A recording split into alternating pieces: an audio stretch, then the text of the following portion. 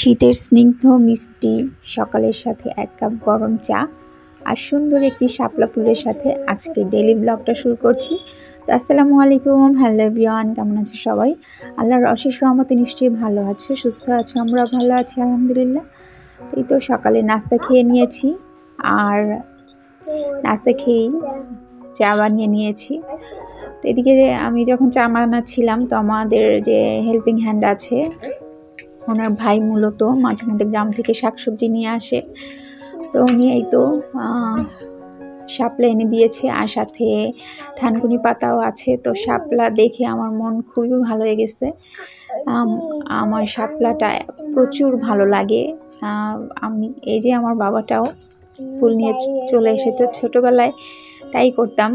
শাপলা দেখলেই যদি বাসায় দেখতাম আম্মু শাপলা এনেছে, তো সবসময় আম্মু ফুল রেখে দিত বাসায় না থাকলেও, তো সেই ফুল নিয়ে খেলা করতাম, এখনও ভালো লাগে।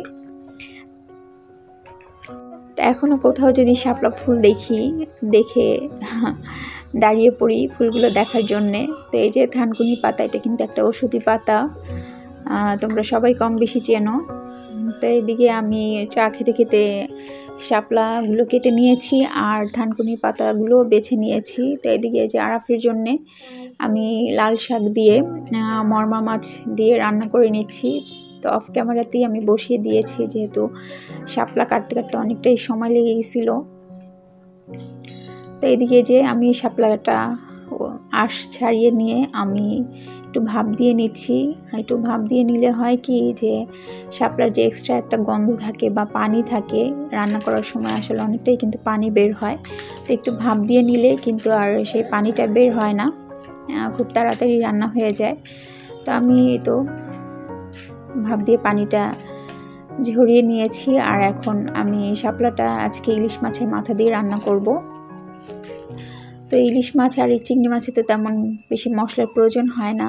তো আমি এই তো পরিমাণ মতো পেঁয়াজ, লবণ, হলুদের গুঁড়ো, মরিচের গুঁড়ো দিয়ে মশলাটা ভালো করে কষিয়ে নিয়ে এখন এই ইলিশ মাছের মাথাটা দিয়ে ভালো করে কষিয়ে নিয়ে শাপলা দিয়ে কিছুক্ষণ কষিয়ে নিয়ে রান্না করে নিব। শাপলা আমার খুবই পছন্দের খাবার, আরাফের পাপা খায় মোটামুটি। তো আগেও খেতই না, কিন্তু এখন একটু একটু খায়। তো আমার শাপলাটা খুবই ভালো লাগে, আর শাপলাগুলো বেশ সেই যে মোটা মোটা।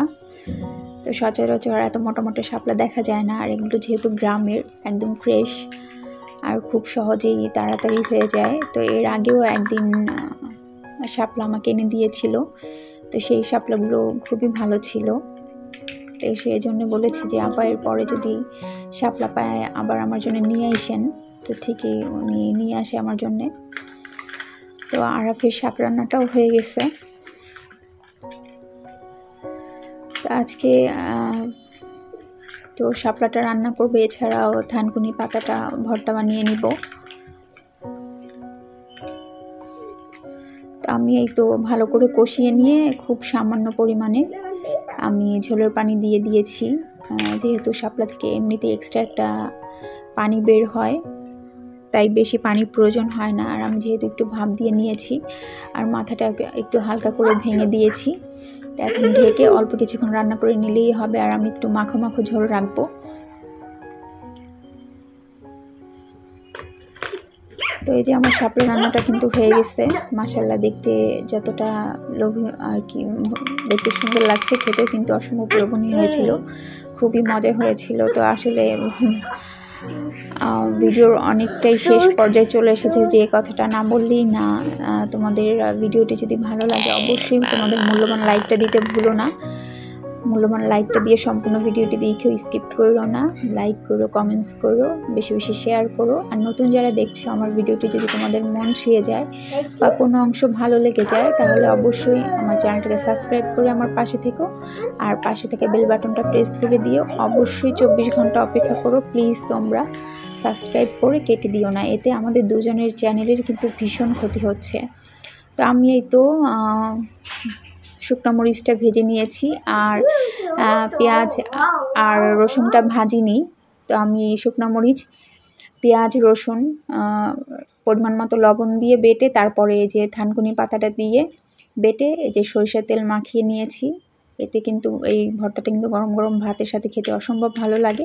তো আজ এই পর্যন্তই। ভিডিওটি দেখার জন্য তোমাদেরকে অসংখ্য ধন্যবাদ। আল্লাহ হাফেজ।